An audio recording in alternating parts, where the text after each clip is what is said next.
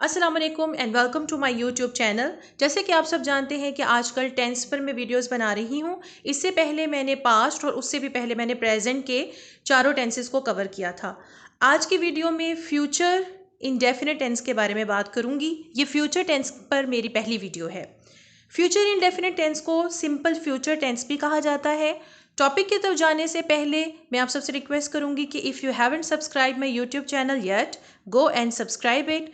और अगर वीडियो पसंद आए तो लाइक, शेयर और कमेंट करना मत भूलिएगा। और अब चलते हैं अपने टॉपिक की तरफ। सबसे पहले देखते हैं कि इसकी उर्दू में आइडेंटिफिकेशन क्या है। उर्दू में कैसे पहचानें कि ये सेंटेंस फ्यूचर इंडेफिनिट टेंस का है। उर्दू में ऐसे जुमलों का इख्तिताम गा, गे, गी जैसे अल्फाज से होता है। मैं खाऊंगा, वो खेलेंगे, वो गाएगी, बच्चा सोएगा। क्योंकि इसमें हम उस एक्शन के बारे में बात करते हैं जो फ्यूचर में होता है। इसमें हम फ्यूचर हैपनिंग के बारे में बात करते हैं। तो इसमें गा, गे, गी उर्दू में इसकी पहचान है। आगे चलते हैं हम कि इसमें कौन सा हेल्पिंग वर्ब यूज़ होता है और कौन सी वर्ब की फॉर्म यूज़ होती है। इसमें एक्चुअली जो हेल्पिंग वर्ब यूज़ होता है वो है विल यूज़ होता है। शेल भी यूज़ करते हैं, लेकिन शेल का यूज़ मॉडर्न इंग्लिश में थोड़ा कम है। आजकल हर तरह के सब्जेक्ट के साथ फ्यूचर इंडेफिनिट टेंस में विल लगता है। ठीक हो गया, कोई भी प्रोनाउन हो, कोई भी सब्जेक्ट हो, किसी भी किस्म का कोई नाउन हो, उसके साथ आपने विल लगा देना है। लेकिन अगर आप रूल देखें तो आई और वी के साथ हम शैल लगाते हैं, बाकी सबके साथ हमने विल लगाना होता है।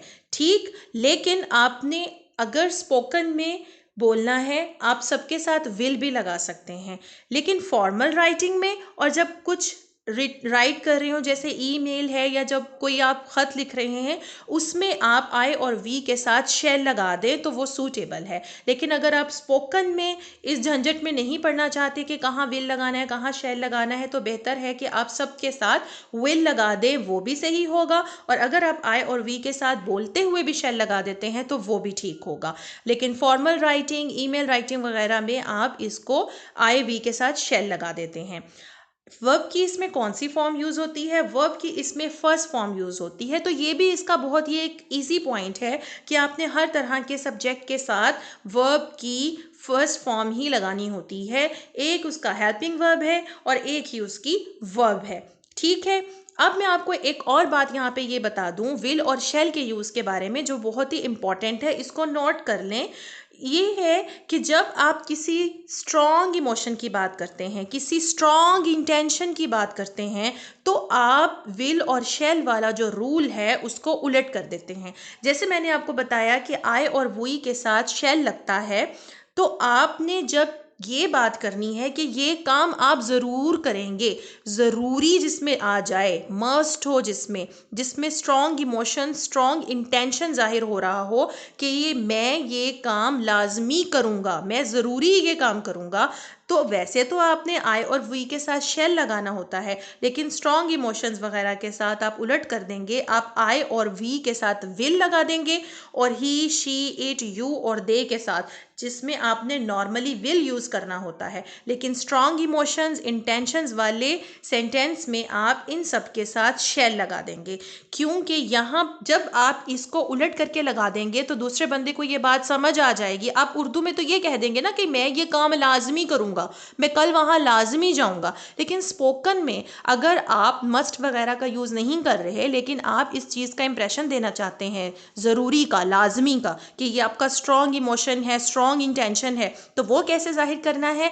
अगर आप उसको फ्यूचर इंडेफिनिट टेंस में जाहिर करना चाहते हैं तो आप विल और शेल का जो रूल यहाँ पे पढ़ चुके हैं कि विल कहाँ लगेगा, शेल कहाँ लगेगा, तो इस वाली बात में, स्ट्रॉन्ग इमोशंस और इंटेंशंस वाली बात में, आप उस रूल को उलट कर देंगे।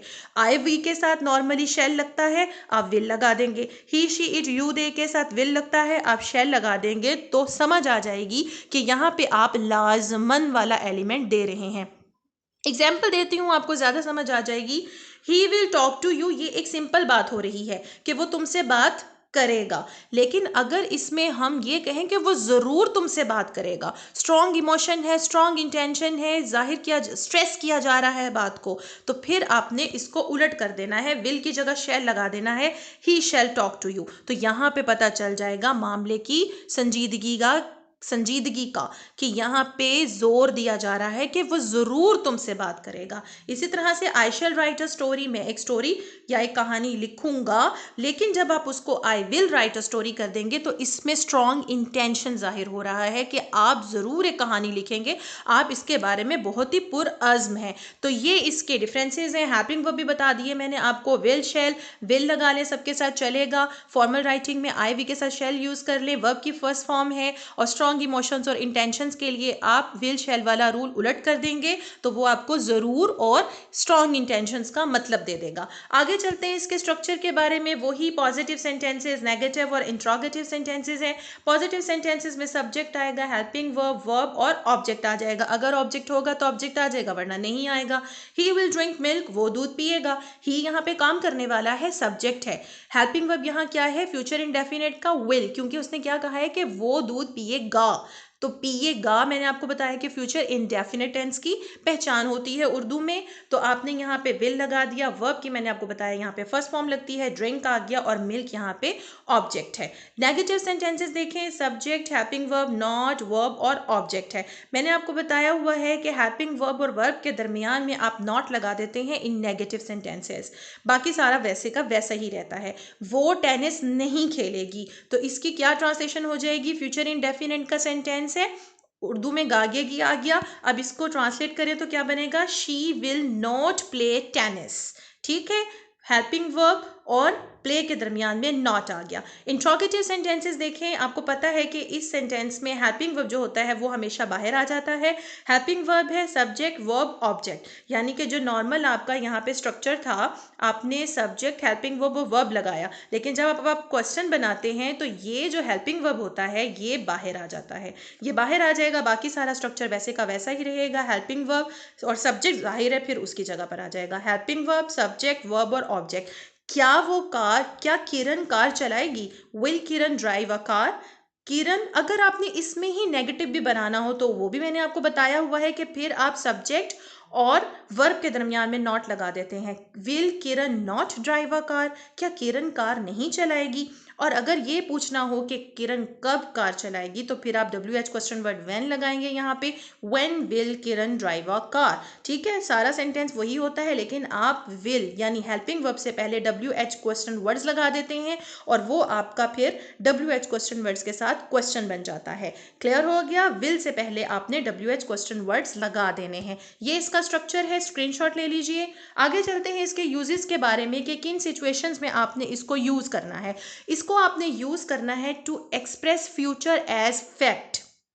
जब आप ये कहें कि कोई ऐसी बात के बारे में बात करना चाहें, एक ऐसे काम के बारे में बात करना चाहें जो हकीकत है और जो हम कंट्रोल नहीं कर सकते, वो होना ही होना होता है। जैसे कि सायरा की अगले नेक्स्ट वीक उसकी बर्थडे है और वो 2 साल की हो जाएगी, तो अब ये एक फैक्ट है कि उसने अगले हफ्ते 2 साल की हो जाना है। तो जो फ्यूचर के फैक्ट होते हैं उसके बारे में जब आपने बात करनी है तो आपने फ्यूचर इंडेफिनिट टेंस में बात करनी है। Saira will turn to next week, ठीक है, उसने अगले हफ्ते होना है 2 साल का, ये फैक्ट है। तो आपने इस फ्यूचर फैक्ट की बात की तो आपने फ्यूचर इंडेफिनिट टेंस लगाया।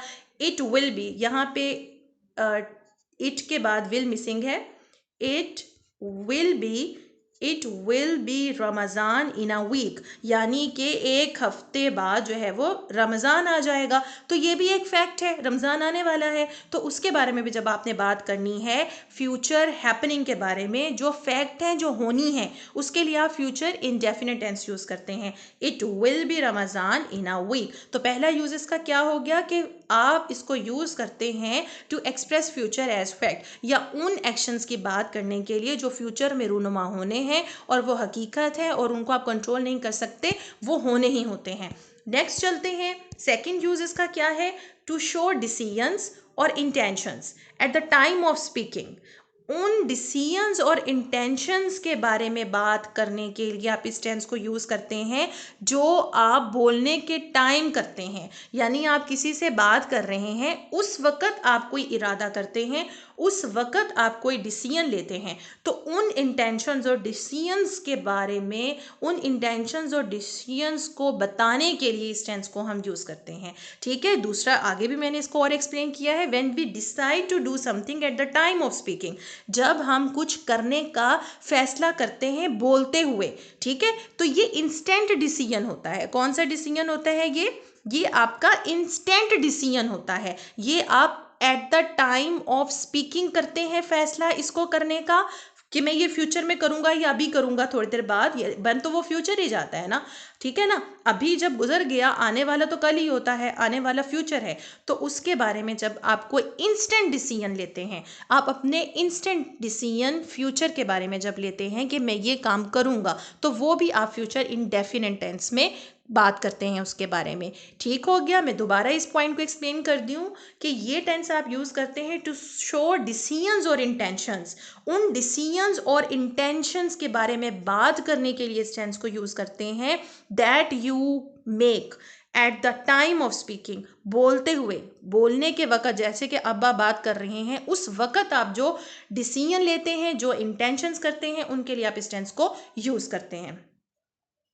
When we decide to do something at the time of speaking, वही जो मैं आपको बता रही हूँ कि बोलने के वक़्त जो आप करने का फैसला करते हैं, उसके बारे में जो आपके इंस्टेंट डिसीजंस होते हैं, उनके लिए आप फ्यूचर इंडेफिनिट टेंस को यूज़ करते हैं। एग्जाम्पल देखें, सिचुएशन, यानी सिचुएशन के हिसाब से आप जो फैसला करते हैं। एग्जाम्पल देखें, ही डजंट नो, दो लोग हैं ए और बी, वो आपस में बात कर रहे हैं। जो पर्सन ए है वो कह रहा है he doesn't know how to swim, यानी वो तैरना नहीं जानता। तो दूसरा बंदा ये कह रहा है डोंट वरी, परेशान ना हो, आई विल टीच हिम, मैं उसे सिखा दूंगा। तो ये सिचुएशन थी। एक सिचुएशन में एक बंदा ये कहता है कि दूसरे किसी बंदे की वो बात कर रहा है कि उसको तैरना नहीं आता, तो दूसरा बंदा उस वक़्त बोलते वक़्त कह रहा है, ये उसका प्री प्लान्ड कोई डिसीजन नहीं है, ये उसका कोई प्री प्लान्ड इंटेंशन नहीं है, उसने इस चीज़ का इंटेंशन किया हुआ नहीं था, बल्कि जैसे ही ए ने उसको बताया कि उसको तैरना नहीं आता, तो बी ने फ़ौरन इंस्टेंटली डिसाइड किया कि आई विल टीच हिम, मैं उसे सिखा दूंगा।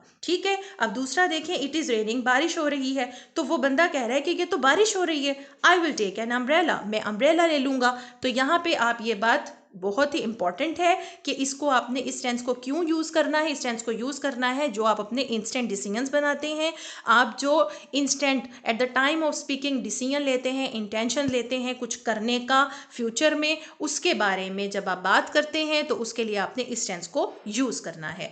आगे चले, मैं आपको यहाँ पे एक और बात बता दूँ कि हम इंस्टेंट डिसीजंस के लिए, तो मैंने आपको बताया ना, हम फ्यूचर इंडेफिनिट टेंस यूज़ करते हैं, लेकिन एक पॉइंट मैं यहाँ पे ये क्लियर कर दूँ कि आपने जो अपने pre planned actions, pre planned आपके जो डिसीजंस होते हैं, आप जो फैसला कर चुके होते हैं, आपका इरादा होता है, आप पहले ही वो इरादा कर चुके होते हैं कि ये फ्यूचर में मैं करूँगा, उसके लिए आप फ्यूचर इंडेफिनिट यूज़ ना करें, उसके लिए आप गोइंग टू यूज़ करें। गोइंग टू आप कब यूज़ करते हैं? When we have decided to do something, जब हम ये फैसला कर चुके होते हैं कि हम ये करेंगे, बिफोर टॉकिंग अबाउट इट, यानी कि इसमें यहाँ मैंने आपको बताया on the time of speaking, eight the time of speaking जो आप इरादा करते हैं, फैसला करते हैं, इंस्टेंट डिसीजन लेते हैं, उसके लिए आप फ्यूचर इंडेफिनिट टेंस यूज़ करें। लेकिन eight the time of speaking, आप यहाँ पे, अब यहाँ की बात कर रही हूँ, eight the time of speaking के लिए तो आपने यूज़ कर लिया फ्यूचर इंडेफिनिट टेंस, लेकिन उसके बारे में बात होने से पहले ही जब आप ये फैसला कर चुके हों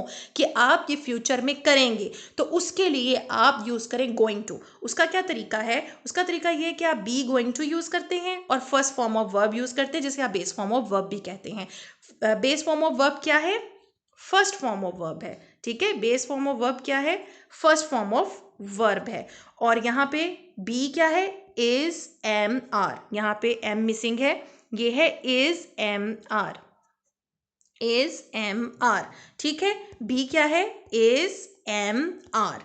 और बी, यहाँ बी का बता दिया मैंने आपको, इज एम आर है, गोइंग टू। और बेस फॉर्म ऑफ वर्ब क्या है? बेस फॉर्म ऑफ वर्ब होती है आपकी फर्स्ट फॉर्म ऑफ वर्ब।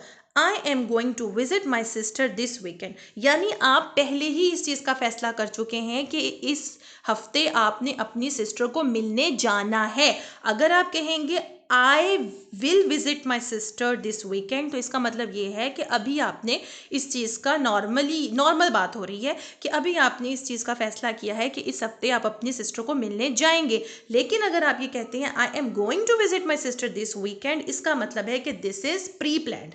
आप ये फैसला कर चुके हैं पहले, अभी बोलने से पहले आप ये फैसला कर चुके हैं कि मैंने अपनी सिस्टर को मिलने इस हफ्ते जाना है। अगला देखिए, she is going to send an email tonight, यानी उसने ये पहले ही फैसला कर लिया है, प्री प्लान्ड है, ये काम हो चुका है और वो कह रही है कि मतलब उसका फैसला हो चुका है कि वो आज जो है उसको ये ईमेल सेंड कर देगी। तो ये डिफरेंस है कि जब आप अपने इंस्टेंट डिसीजन की बात करेंगे तो फ्यूचर इंडेफिनिट टेंस को यूज़ करें, लेकिन जो प्री प्लान्ड डिसीजंस होते हैं, आपके प्री प्लान्ड एक्शंस होते हैं जो जिनके बारे में आप पहले ही फैसला कर चुके होते हैं कि आप फ्यूचर में ये करेंगे, उनके लिए गोइंग टू यूज़ करें। गोइंग टू और फर्स्ट फॉर्म ऑफ वर्ब होता है, ठीक है, बी होता है, बी, गोइंग टू और फर्स्ट फॉर्म ऑफ वर्ब। आगे चले, third, this is use to show the opinion, assumptions और स्पेकुलेशंस अबाउट फ्यूचर, यानी कि फ्यूचर के बारे में आपकी अपनी कोई राय है, आपका अपना कोई मफरूज़ा है, आपकी अपनी स्पेकुलेशंस हैं कि मुझे ये लगता है कि फ्यूचर में ये होगा, उसके लिए भी आप इस टेंस को यूज़ करते हैं, ठीक है ना। इस टेंस को आप कब यूज़ करते हैं? व्हेन वी थिंक और बिलीव, जब हम ये सोचते हैं, हमें ये लगता है कि it will happen in future, कि ये फ्यूचर में होगा। किस लिए यूज़ करते हैं इस टेंस को? इस टेंस को यूज़ करते हैं हम अपनी ज़ाती राय, अपने मफरूज़ात, अपनी स्पेकुलेशंस के बारे में बात करने के लिए, और ये राय, ये एजम्पशन, ये स्पेकुलेशन फ्यूचर के बारे में होती है हमारी, ठीक है। हमें ये लगता है, वी थिंक, हम ऐसा सोचते हैं, और बिलीव, हम ऐसा यकीन रखते हैं कि it will happen in future, कि फ्यूचर में ऐसा होगा। जैसे कि एग्जाम्पल देखिए, I think it will rain today, हो सकता है बादल आए हुए हैं आसमान पर और आपको लग रहा है, आपको ये फीलिंग आ रही है कि लगता है कि आज बारिश हो जाएगी, यानी कंफर्म नहीं है, ये आपकी अपनी ओपिनियन है, आपका ये अपना मफरूज़ा है, आपकी अपनी ये स्पेकुलेशंस हैं। आसमान को देखते हुए आपने ये मफरूज़ा बनाया है कि मुझे लगता है, मेरे ख्याल में, मैं ये सोचता हूँ कि आज बारिश होगी, I think it will rain today. तो आपने इस तरह की ओपिनियन, एजम्पशन और स्पेकुलेशंस जो फ्यूचर के बारे में होती हैं, आपकी अपनी ज़ाती राय होती है, आप वो सोचते और यकीन रखते हैं, उन एक्शंस के बारे में आप जब बात करते हैं तो आप फ्यूचर इंडेफिनिट टेंस को यूज़ करते हैं। ऐसी ओपिनियन, एजम्पशंस और स्पेकुलेशंस जो होती फ्यूचर के बारे में है, लेकिन आपकी ज़ाती होती है, आपकी ज़ाती राय होती है, आप ऐसा सोचते हैं कि मुझे ये लगता है कि ये एक्शन जो है या ये काम जो है ये फ्यूचर में होगा, तो उसके लिए आप इस टेंस को यूज़ करते हैं। I am sure my daughter will get admission, आपको ये लगता है, आपको यकीन है इस चीज़ का, ये आपकी अपनी ओपिनियन है, ठीक है, आपको ये लगता है कि आपकी जो डॉटर है उसका एडमिशन हो जाएगा, तो आपने इसके लिए भी फ्यूचर इंडेफिनिट टेंस यूज़ करना है। और ये चीज़ नोट करें यहाँ पे कि क्योंकि ये राय होती है, मफरूज़ा होता है, आपकी अपनी थिंकिंग होती है, आपका अपना बिलीफ होता है, तो उसमें आप इस तरह के वर्ड्स के साथ इनको शुरू करें। आई थिंक, मैं सोचता हूँ, मैं ऐसा सोचता हूँ, आई एम श्योर, मुझे यकीन है, आई एक्सपेक्ट, मुझे उम्मीद है, आई बिलीव, मुझे यकीन है, या प्रोबेबली, शायद। इस तरह के वर्ड्स के साथ आप शुरू करें जब आप इस तरह के एक्शन के बारे में बात करना चाहते हैं कि मुझे ये लगता है कि ये फ्यूचर में होगा। आगे चलें जी, वेदर फोरकास्ट के बारे में भी हम इसी टेंस को यूज़ करते हैं जब हमने वेदर फोरकास्ट बतानी हो कि कल जो है वो इस तरह से होगा, मौसम ऐसा होगा, तो उसके लिए भी हम फ्यूचर इंडेफिनिट टेंस को यूज़ करते हैं। The fog will persist, it will rain tomorrow. तो जितनी भी वेदर फोरकास्ट होती हैं, अगर आप न्यूज़ सुनते हैं इंग्लिश में, तो आप ये गौर करेंगे कि आपको वेदर फोरकास्ट जो है वो फ्यूचर इंडेफिनिट टेंस में दी जाती है। ठीक हो गया, ये था आज का टॉपिक। अगर आपको पसंद आया है तो लाइक ज़रूर कीजिएगा, जितना हो सके इस वीडियो को शेयर करें ताकि बाकी लोग भी इससे फ़ायदा उठा सकें। बहुत मेहनत के बाद ये वीडियो बनती है और मैं ये चाहती हूँ कि जितने भी लोग हैं वो स्टडी पॉइंट ऑफ व्यू से इसको देखते हैं या अपने नॉलेज में इजाफा करना चाहते हैं, इसको सीखना चाहते हैं, तो उन तक ये वीडियो जाए और वो इससे फ़ायदा उठाएं। वीडियो को लाइक करें, अच्छे अच्छे से कॉमेंट करें, और अगर चैनल पर न्यू है, अभी तक सब्सक्राइब नहीं किया, तो subscribe my YouTube channel, notification ज़रूर ऑन रखिएगा, क्योंकि इसके बाद फ्यूचर पर मैं बाकी वीडियोज़ भी बनाऊँगी, फ्यूचर कॉन्टीन्यूअस और फ्यूचर परफेक्ट और फ्यूचर परफेक्ट कॉन्टीन्यूअस पे भी वीडियो आएगी, और जैसे ही वीडियो अपलोड करूँ आपको उसका नोटिफिकेशन आ जाए। तो ज़रूरी है उसके लिए कि आप नोटिफिकेशन को ऑन रखें। टेक केयर, मिलते हैं नेक्स्ट वीडियो में। अल्लाह हाफिज़।